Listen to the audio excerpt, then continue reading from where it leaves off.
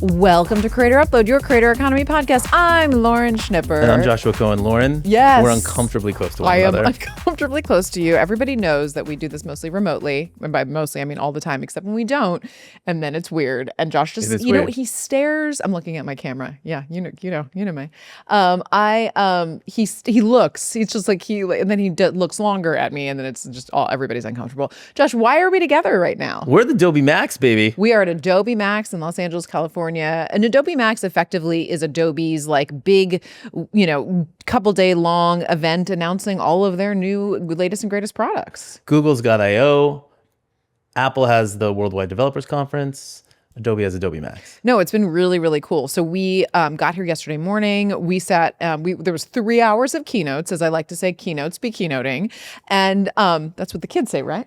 Anyway, no, but they honestly, mind-blowing technology, what's going on. It's just obviously a lot of AI incorporation. The thing that I thought was really, really cool is, it seems like Adobe is positioning itself continually as a tool. So they're doing all of these integrations into other products. The thing that I was most excited about is they are integrating into ChatGPT.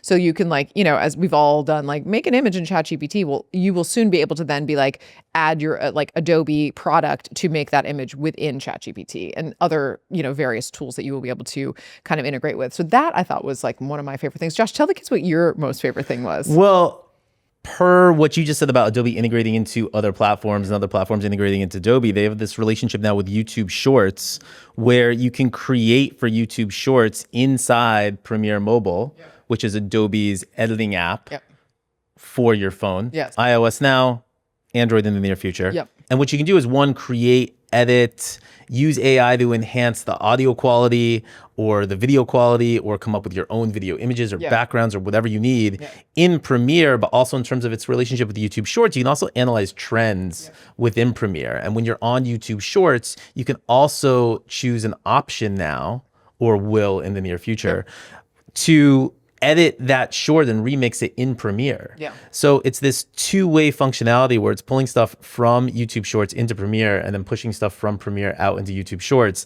that I think is going to make for a really compelling editing experience and really enhance just the overall flow of short form creators. Yes, and we're going to get into much more product detail. We actually have later on the podcast Mike Polner, who's the VP of Product Marketing and GM of Creators at Adobe. So he's going to get into all this and more.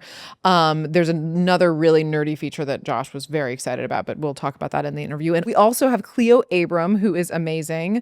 Also, we have a very, very exciting guest that will be coming later on the podcast. Mark Rober is going to be joining us, and he is going to talk about how he is using these products. And so we're very, very excited about that. Stoked for that. My also just favorite part of the keynotes that lasted for 3 hours, which were great, by the way. It felt like 20 minutes-ish.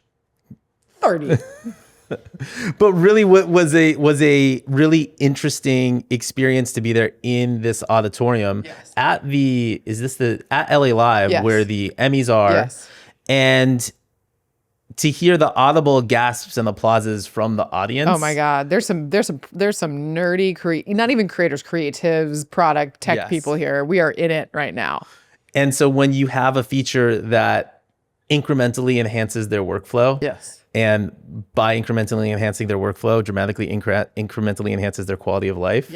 And you hear some cheers from the audience. It's an experience. It's very exciting. Okay, so very excited. We just want to talk about a couple other things that are happening around right now. Most specifically, YouTube has finally sort of debuted these sort of new makeover for the TV experience. So Josh, can you talk a little bit about that? Yeah, so YouTube at Made-On 2024. Made-On is their mini version of Adobe. Yeah, I was going to say that's similar to this, but just for YouTube. Just for YouTube, and announces a lot of their product features. In 2024, they said they were going to enhance the YouTube experience on televisions. So basically make it more Netflix style. Because they want to capture more of the audience's attention on televisions. YouTube has been increasing for the past 2 years its percent ownership of television consumption. It peaked at 13.6% a couple months ago, has actually gone down a little bit recently for the first time in the last 2 years in terms of its quantity of television consumption it has. It's now at 12.6%. This is according to Nielsen's Gauge reports. Just quick sidebar, diving into those numbers, I think it really speaks to the back to school audience. YouTube peaked in June and then was down July, August. Sure. Which I think makes sense. Yeah. Also, these are huge months for linear television with NBA playoffs, with the start of the NFL season. Yep. So you could see regular linear television consumption increasing dramatically over this time frame. YouTube, I think, just its share of that space decreasing, but I'm guessing overall YouTube viewership on televisions didn't decrease. Maybe it did, maybe it didn't. But in any case, I think we should see it pop up again in the future. But so one of YouTube's most important screens is the television. I would argue the most important. Go on. And they want to enhance the experience there. So they've rolled out a couple new features. And one is just enhanced thumbnail imagery. They're increasing the thumbnail size from 2 megabytes to 50 megabytes. So that's a jump. It's a What huge kids call a jump.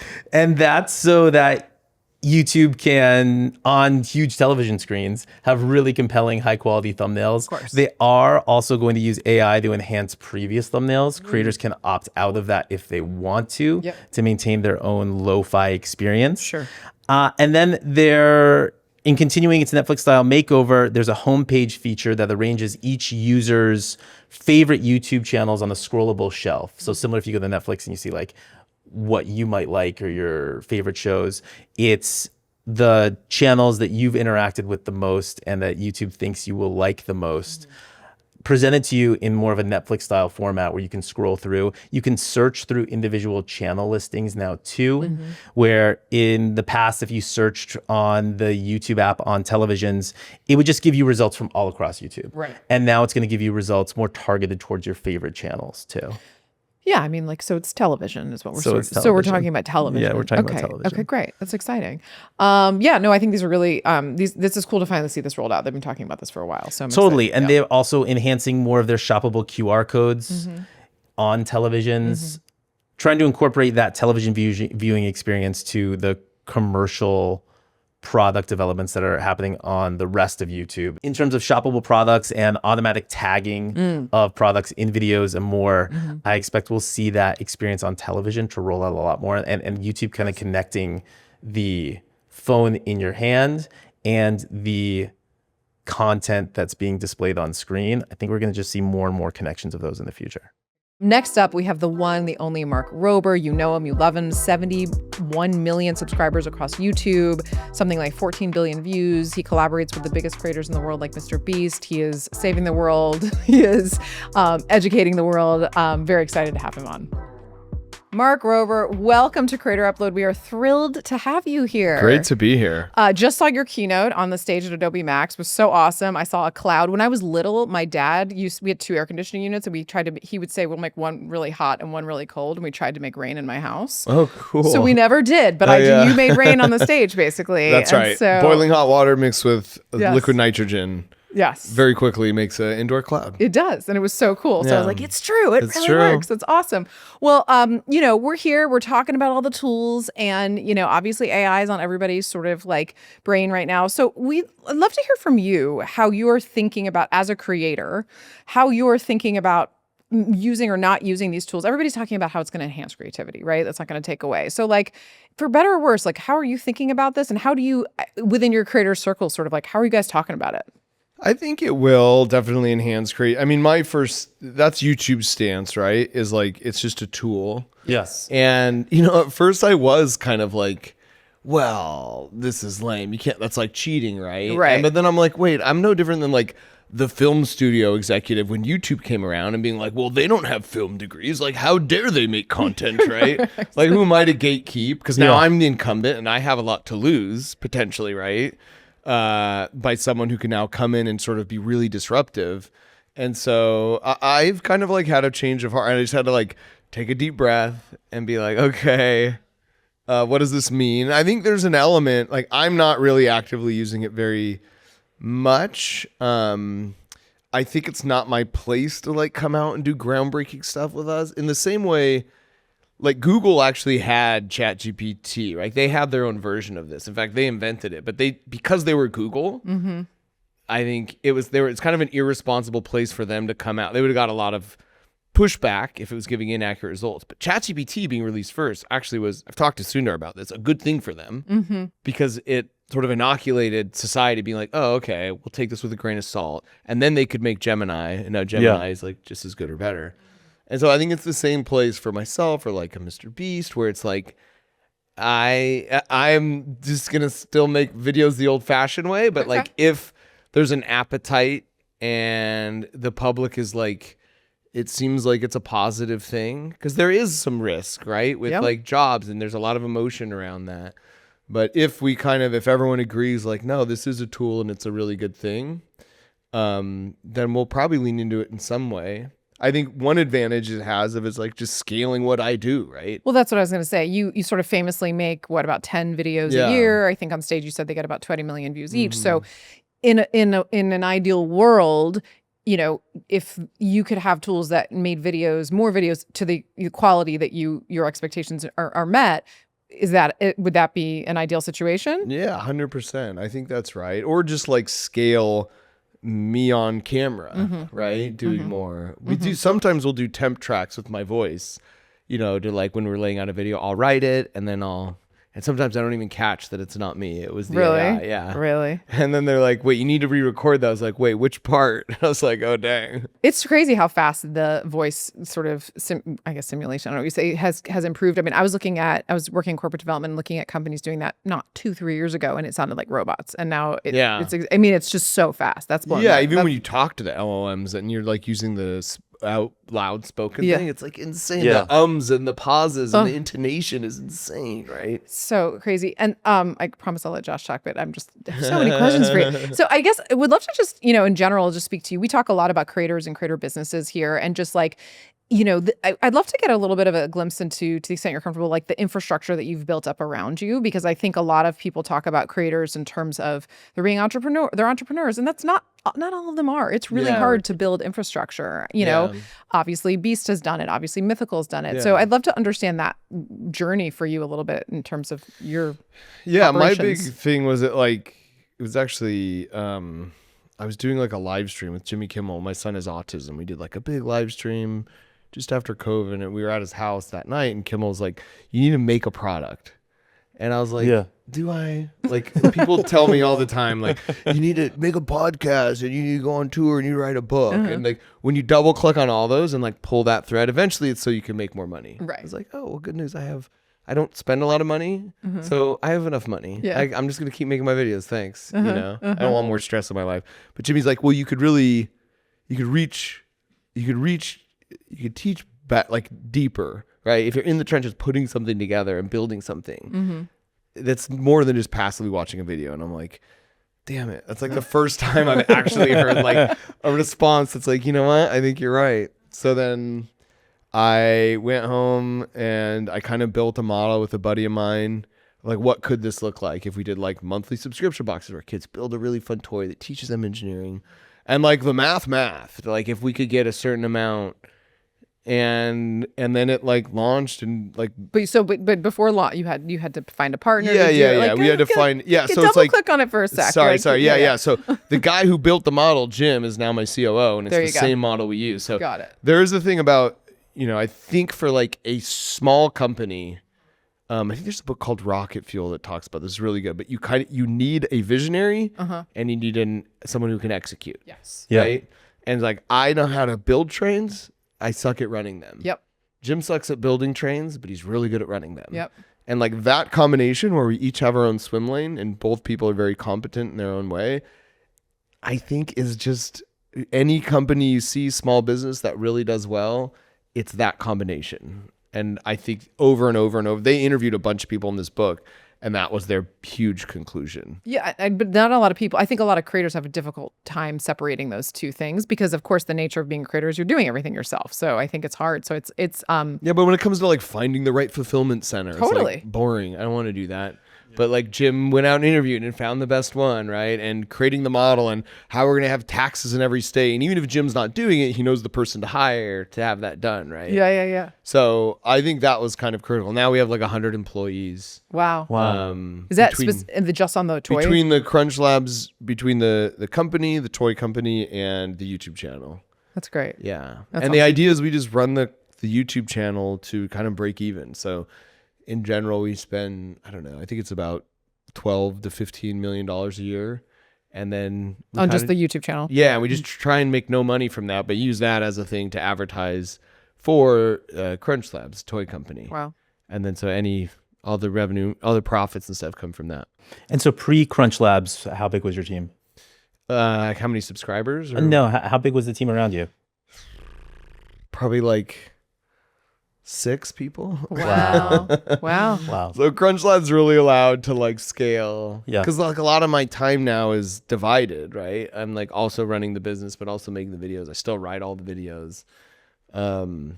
So in fact, right after this, I just have to like, I told my team, like, I need to hunker down for 3 solid days. Nobody can bother me because we have to write this video. We went to Alcatraz and rebuilt all the things they did. Wow. Re-engineered the rafts, and we escaped just like they did. No way. So, spoiler alert: the raft didn't survive. So me and Cleo and Johnny Harris are all the escapees, and we were swimming in the Alcatraz Bay for like 2 hours at midnight. Wow. And it's a banger video. It's got all this footage, but I haven't read it yet, and we have to lock it like in 7 days. So Wow. I should have this process figured out better, but I don't. And so what I'm hearing is that all these different endeavors come from the fact of you really wanting to get science and engineering out into the hands of the masses. You talked about this on stage about you're hiding the vegetables. Yeah. And so Crunch Labs is like another way of hiding the vegetables, kind of. Yeah, and we're actually working on something too. I have said it publicly, but not really that much. I haven't like officially announced this until I'm announcing a TED Talk in April. But you guys want the scoop? Yes. Tell us. Listen, if you're driving in your car, listen really carefully. 'Cause you're about to get some juicy information. We're doing like a full science curriculum, like 3rd to 8th grade. Wow. It comes with videos, like Ronaldo. I just filmed with him. He's gonna be in it. Mr. Beast, like cameos from all of their favorite Wow. creators. Yeah. But then like hiding the vegetables, teaching the actual principle. So like electricity and magnetism unit we just filmed. I'm standing in front of an MRI machine with like a 10-pound hammer, and I put a watermelon inside the MRI machine, and then we flip it on. And like by the power of Thor, this hammer just rips out of my hand. It just like demolishes the watermelon. And now that I have your attention, I could teach you about invisible electric fields. That's so cool. Wow. So That's it's like- Like you have my attention right now. Yeah. So it's like I can't teach you if I don't have your attention. So Yeah. we're using all the tricks we learned on YouTube, and then we're making this full curriculum for the teachers. It's going to cost us about $55 million to make. Wow. And then we're going to make it free forever for all teachers. That's incredible. Yeah. That's so wait. Sorry. You're making it and then you're going to get it out totally free. totally free. Completely forever. We're in the process. I have young children. I want it to be ready for them. It will be. It will Yeah. be done in like 3 years. Oh wow. So that's like part of, as we're making YouTube videos, doing all this stuff, like we're on the 3rd one out of 40 units. And so it's kind of the pilot. And then when we launch it, it'll be like this grassroots movement of like, I'll just tell the kids in my video, if you're watching any other video in your science class, just mutiny, you know? Because like these poor teachers are like, they actually pay money for content that's just like, it's not good. yeah. Yeah. Right. Yeah. And they're paying their own money. Like they don't have that much money.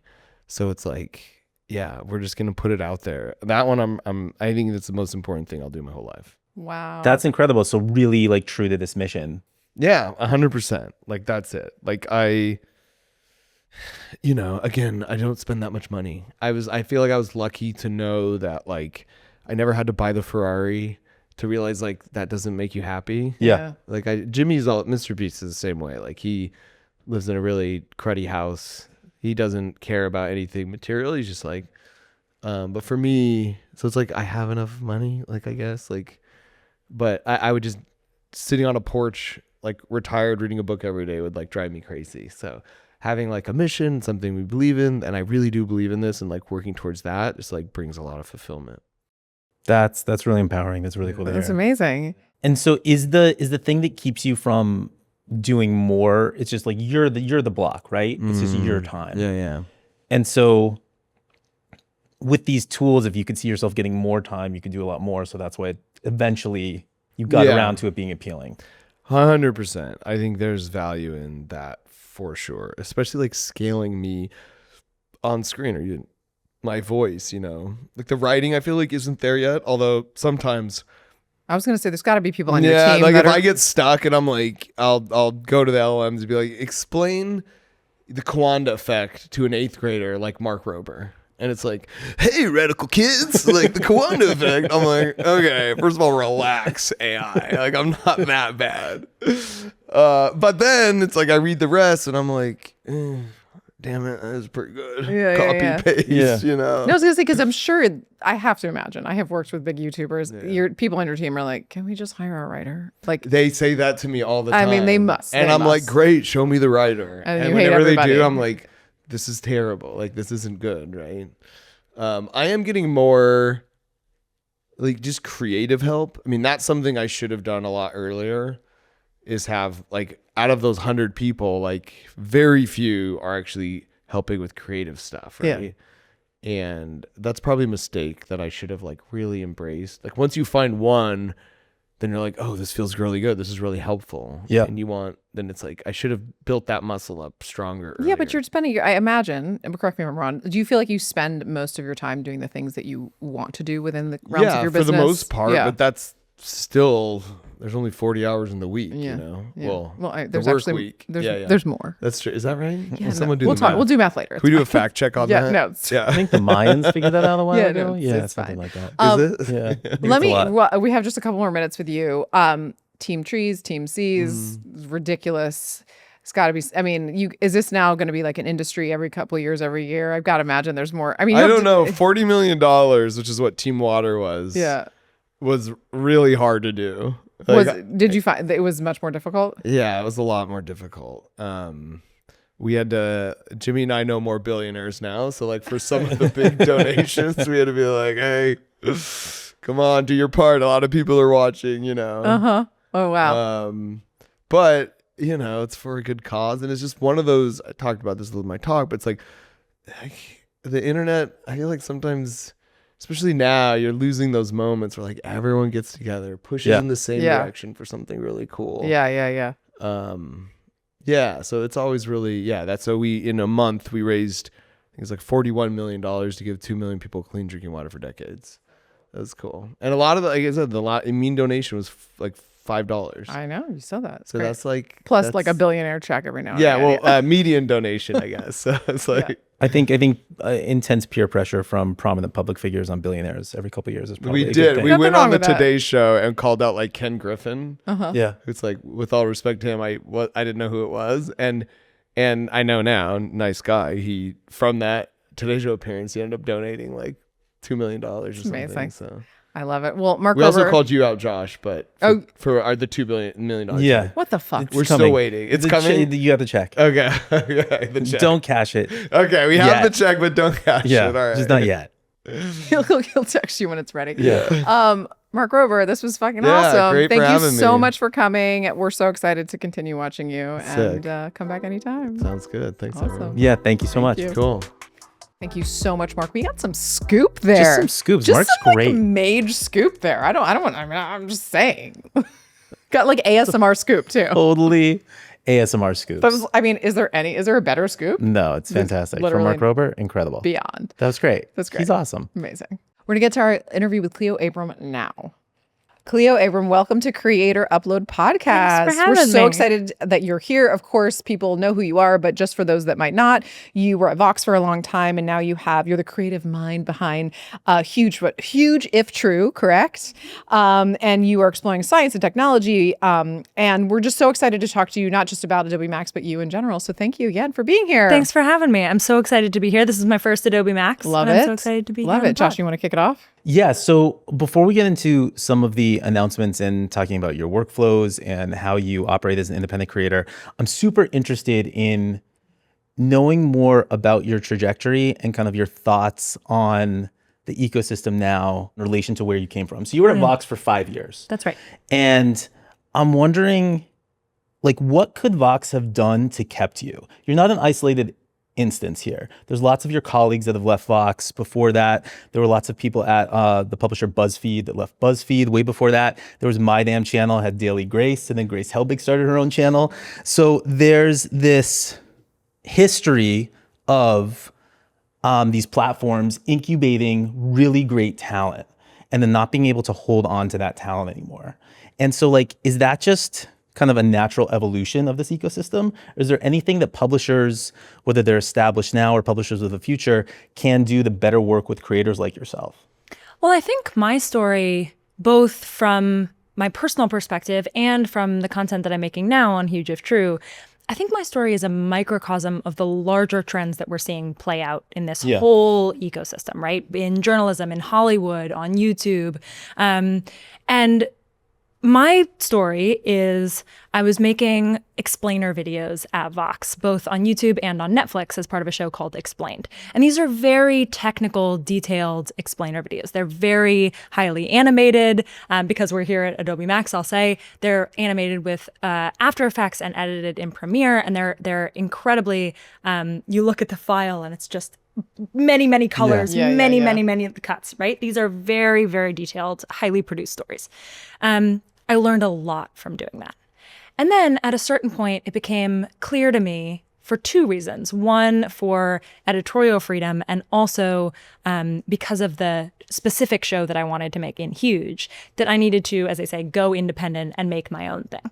And so that was taking all of that creative expertise and the technical skills that I'd learned from Vox and applying it to something brand new, which is Huge If True. And the brand new thing, and this gets to your question about why leave, what could media companies do to keep individuals, the thing that I really wanted to make was something that I couldn't find for myself at any media company. I looked, and that thing was a place where I could more deeply understand what was happening in science and technology specifically from the perspective of who's trying to make the world much, much better. I feel so lucky to be alive today because of all the things that we benefit from in medicine, in transportation, in the tools that make our day-to-day lives easier. And while we face incredibly difficult problems today, there are thousands, millions of brilliant people working on those problems all the time. And I wanted to know what those stories were. I wanted to know what the huge, if true, future of the things that they were building is. So like many things that turn out well, like build it for yourself. That's what I wanted to do. I think in the end, that has to be done with a huge amount of creative freedom. And I think a media company is set up to do that in some ways and not in others. And I don't know if it's to their benefit to change some of those ways. Like, would it really have been a good idea for them to give me like carte blanche to make whatever this idea was that I wanted to make in exactly the way that I wanted to make it? Like, it turned out great. I'm so proud. But I needed the time to mess around, and I needed not necessarily to be speaking with a voice that was the whole, I needed to speak with my own voice. And so I went independent. I took the tools. On my last day of Vox, I was editing in Premiere and making something that went on Vox's YouTube channel. On my next day, I was taking my After Effects and my Premiere files and building something new and making it on my own channel. Like, there is an element of, especially now when anyone can use the tools, it's becoming so much easier. I think the barrier to doing something yourself is also getting lower. And so maybe my story is actually becoming much, much more common because of the ease of the tools and because of the opportunity to share those creations that you make with these tools with millions and millions of people. And so is the future, just if we extend this out, is the future where if there are media companies of the future, there's just way more of them, and with less individuals that offer those individuals a lot more creative freedom? I hope they offer a lot more creative freedom. My expectation is not that they need to be smaller. Yeah. I think Huge will be huge. But I think that that will be true because of a very well-defined creative vision. And I think that the opportunity to use great tools to make exactly what you want to make and publish them to anyone who wants to see them and have the opportunity to earn a big audience is something that's getting more and more possible for more and more people. And I think what you'll see is more weird flowers blooming. And I don't think they'll be small. I think they will be like, my analogy is breaking here, but like really big trees. Bigger perhaps than any media company that we've seen so far. It's not about smallness. It's about distinctness and opportunity to make something that is different than what has been gatekept before. Yeah.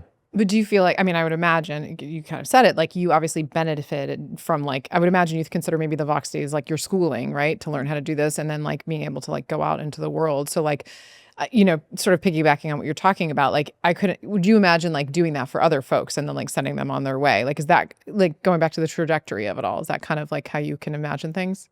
I think it's really, really important to learn from great peers. Yeah. And so you're right that I absolutely got that at Vox. I think there are ways to get that out in the wild, as they say. I'm now learning from all of my peers on YouTube all the time. And if I go back to how I learned how to edit and animate, I was first taking night classes, then I was taking on individual projects, and I was watching Adobe how-to videos on YouTube. I love it. To learn how to use these tools. Yeah. And then making my videos 10% better, and then 10% better, and then 10% better, and then finding people that would work with me that are even more talented at using those tools than I am, and everybody together making this group project that is now huge if true. So let's go to the tools, because we are at Adobe MAX and they announced a few things. So everybody, and it's not just Adobe, but like I think folks that are sort of, creating the tools and systems around, AI in any capacity are sort of beating this drum of like, it's a tool to enhance creativity. It's not replacing the creativity. Would love to know where you fall in that sort of spectrum, and then specifically what tools you're kind of using to enhance that process.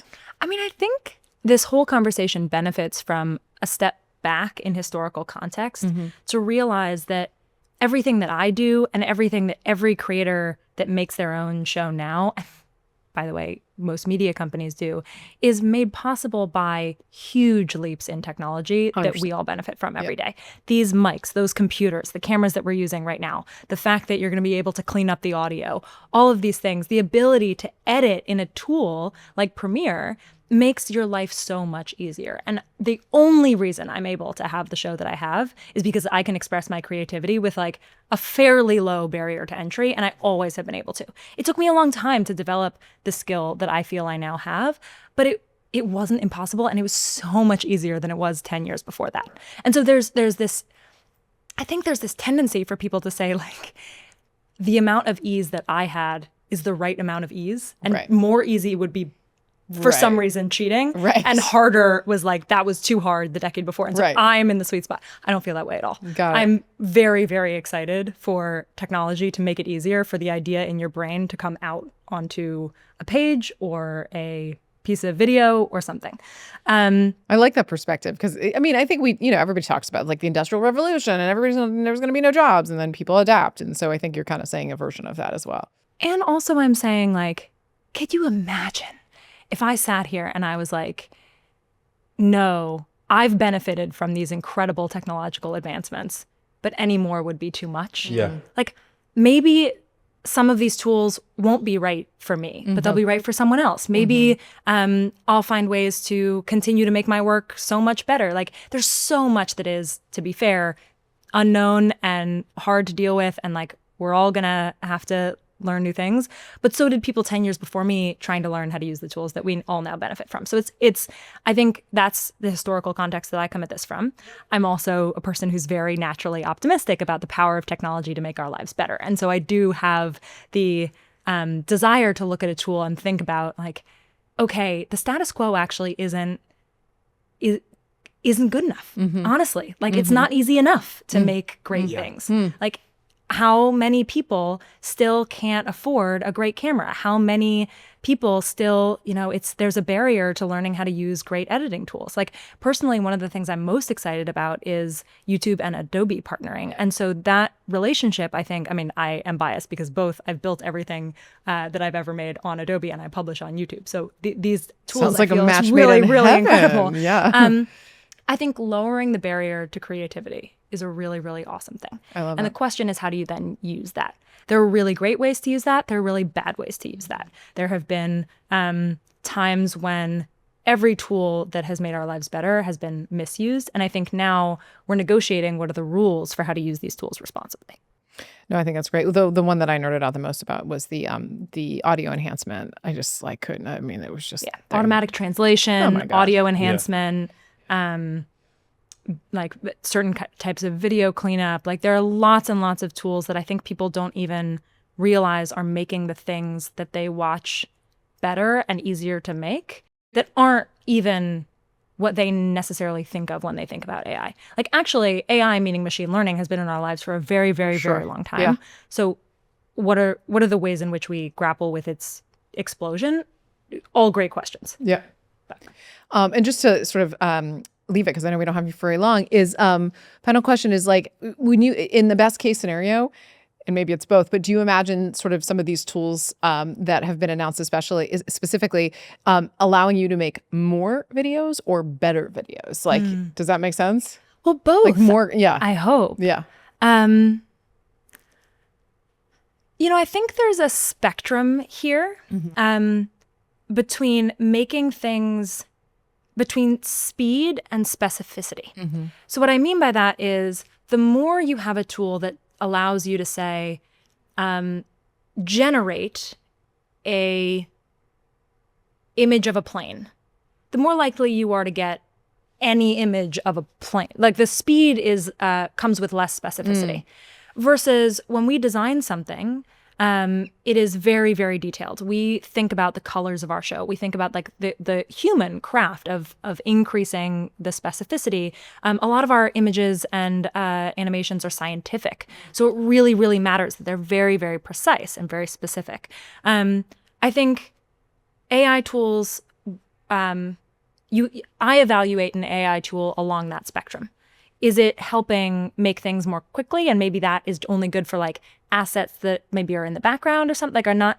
And what tools would make it easier for me to be really specific about exactly what my creative vision is? Like this is the reason why After Effects has always been so amazing. Like it's a very, very high specificity tool. Yeah. You can make exactly what you dream about making. Yeah. And so I think all tools are somewhere on the spectrum, and it's interesting to think about AI as one of the many tools that falls along it. I love it. Awesome. Well, thank you so much for coming on, and we Thank are you, excited guys. to Yes, keep thank you, watching. Cleo. This was fun. great. Cleo, thank you so much. That was awesome to have you here. She's great. She's great. Huge if true, Yes. just blowing up Yeah. more and more, and excited to see where she takes her media company in the future as well. Yep. Okay, great. Now we're going to get Mike Polner, who again is the VP of Product Marketing and GM of Creators at Adobe. He's spent time at Discord. He's spent time at Cameo, Uber Eats. Really excited to hear what he has to say about how Adobe is thinking about creators. Mike Polner, welcome to Creator Upload. You are the new VP of Product Marketing and GM of Creators at Adobe. Can you tell us what that means exactly? And if I'm not mistaken, I think you're the first kind of person in this role. So like, why now? Yeah. So first off, it's great to be here. So I am the VP of Product Marketing for Creators. I joined Adobe a few months ago, so I still feel new-ish, but not that new. So the creator ecosystem for Adobe spans Lightroom Mobile, Photoshop Web and Mobile, Premiere Mobile, which just launched, and then Firefly. I think really Adobe's always thought about creators. I think this is a new role for the company as we're thinking about how do we empower the next generation of creators everywhere. Got it. And so your job is essentially to drive product adoption, or like I'm imagining, I was at a platform, I was at Meta for a while. And so, a lot of it was like working internally with folks like yourself to make sure the products are right for creators and going out and driving adoption. Is that fair to say? Yeah, absolutely. Yeah. I really think actually my first job is just to like listen and hear from creators. I have talked to 50 people probably in the last couple of days at Max. It's my first Max. It's been really incredible just to hear from them. What are they hearing? What do they want to hear from Adobe? What can we be building for them?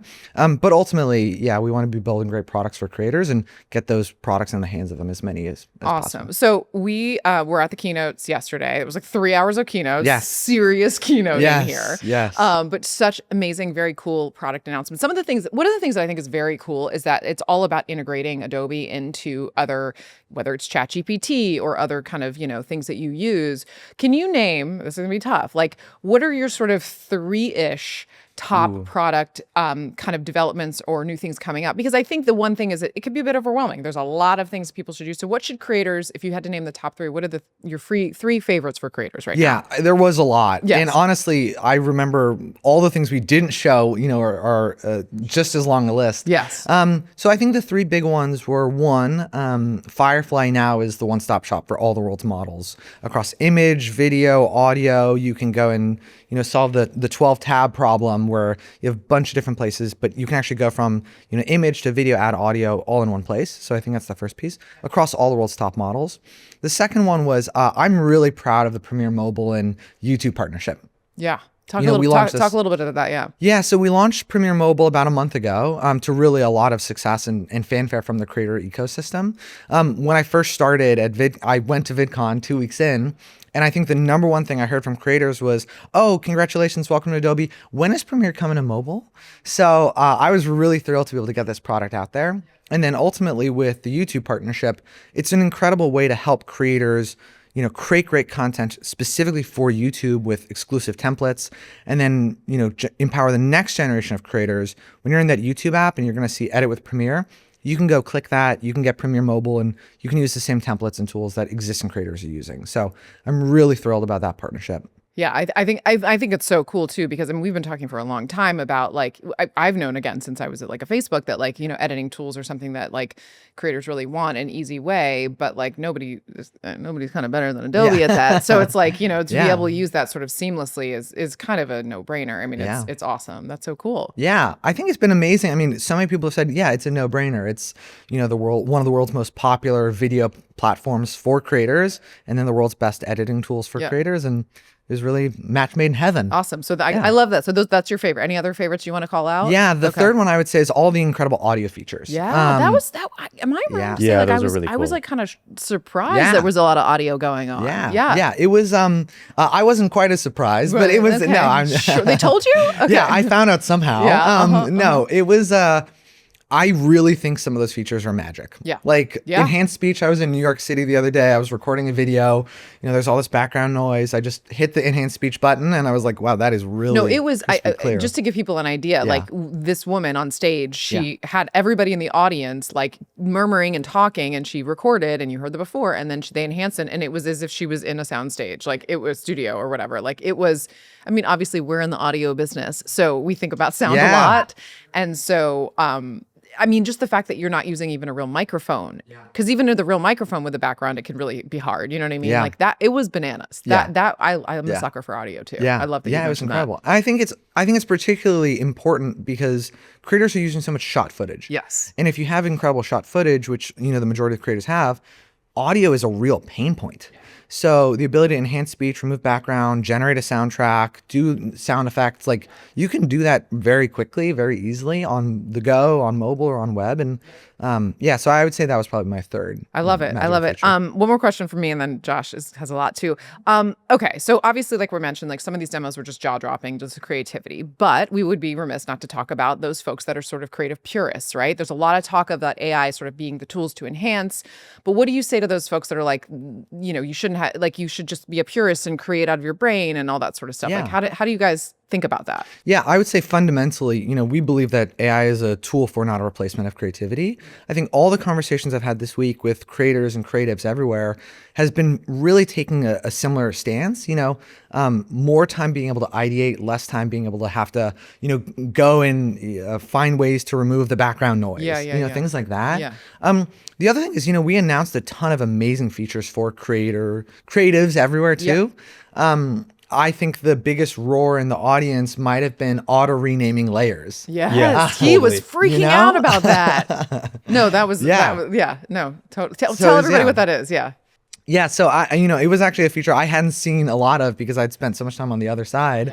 But effectively, the way I understand it is you go and have a lot of different layers, and it's a real messy process. On an image, on an image on Photoshop. Yes. And actually, it can go and look at the content that you have and say, suggest the names for all those layers, which will say layer 1, layer 2, layer 3. So you can find the actual content you're looking for much easier. Yeah. So I think that, there's a really incredible experience between all the amazing innovation we're doing for creators, the amazing innovation we're doing for creative professionals, and really just kind of continue to think about how do we serve the customer wherever they are, if they've been doing it for 20 years or if it's the very first time that they're actually creating something new. Awesome.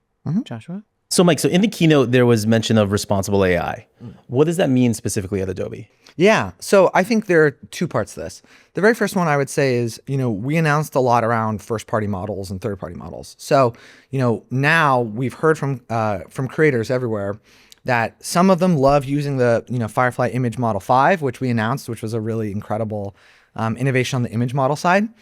And also, some of them use Luma and Runway and Google and Veo and Nano Banana. And the principle we've taken here is that whether you want to be using a first-party model and Firefly's commercially safe models for creators, or if you want to use a third-party model to get the output you want with Nano Banana, Veo 3, OpenAI, or others, you can actually all do that within Firefly. So that really has been the perspective we've taken. We've heard the creator feedback and they say, sometimes I like to use the image model 5, sometimes I like to use Firefly models. We know how those are trained and the data is used. And then sometimes we actually also want to be able to use Luma or Runway or Pika and other models. And we continue to add more and more models to that list every day. Mike, you said in Adobe's AI models, they're commercially safe. Yeah. Can you explain to us what that means? Yeah, it's a great question. So commercially safe means that we are only training on content that we have exclusive rights to. So that's Adobe content, that's Adobe stock, things like that. We don't train on creators' content. And so it seems like it's two parts. It's one, giving creators the choice for which models they're actually using in the Adobe ecosystem. And then two, being able to use some of the more, quote, responsible models that Adobe generates itself. Yep, yeah. Fireflies are all commercially safe models. So Firefly Image, Firefly Video. We announced Firefly Image Model 5, which is the best photorealistic image editor. It was, I don't want to use the word scary because I don't want to be a naysayer, but it's a little bit terrifying how, so can you, because I'm not a Luddite, but let's pretend I am. I'm a semi, relative to you, I'm sure I am. But what does that mean? So this image, they turned this dude's head in a way that was perfect. So how does one know that that's an AI generated image? Yeah. So I think one of the parts is, there's a spectrum of editing, I would say. On one end of the spectrum is Photoshop, which is, you have incredible creative control capabilities. You can use modular technology. You can drag drop every pixel perfect thing. And Photoshop is going to remain Photoshop, and creators are going to use Photoshop, and they've been using it for the last 20 years. And that's going to continue getting better and better with auto renaming layers, et cetera. And then on the other end, sometimes you want to just say, hey, there are a lot of cars here, remove them. Or, my hat is blue, make it red. And for those types of edits, something like Image Model 5 is perfect, where you can use text-based conversational editing. You can just type it in, make it blue, make it red. You don't have to go through the whole process with Photoshop. So that's maybe the best way. I don't know if that would work for a Luddite necessarily, but I think the most valuable part is no matter if you want to be using the Photoshop modular drag and drop technology, or you want to be able to just type and say, make my blue hat red, we offer both capability with Firefly. So in the 50 creators you've talked to in the past couple of days, maybe not here, but just you've talked to probably hundreds over the time you've been here. Yeah. I'm sure you've seen some that have met AI with a lot of resistance too. And there seems to be two different camps. If we look at extremes, there's one, people that are resistant to AI in all forms, and two, people that are adopting it in every capacity whatsoever and really see it as a tool. Yeah. This is the mecca of AI as a tool here at Adobe MAX. And so are you trying to convert the people that are on the opposite end of the spectrum?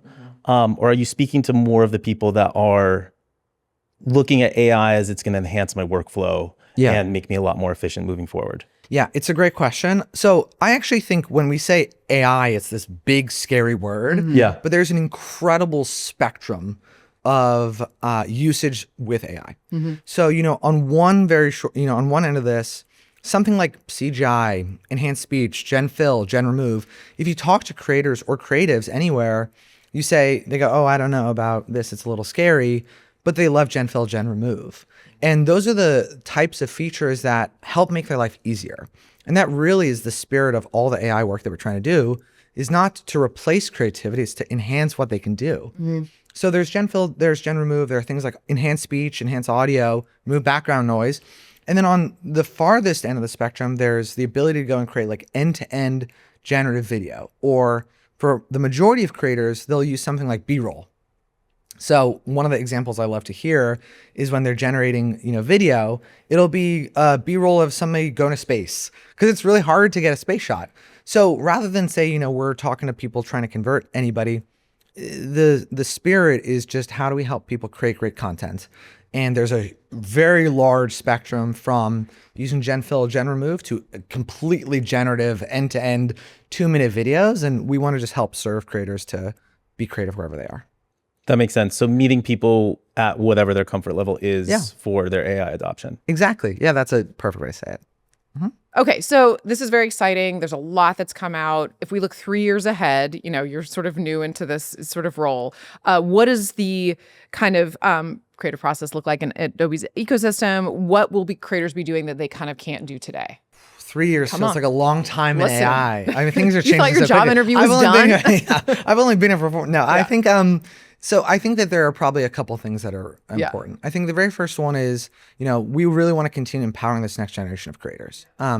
I think the second part is continue to hear and building with the community is really important to me.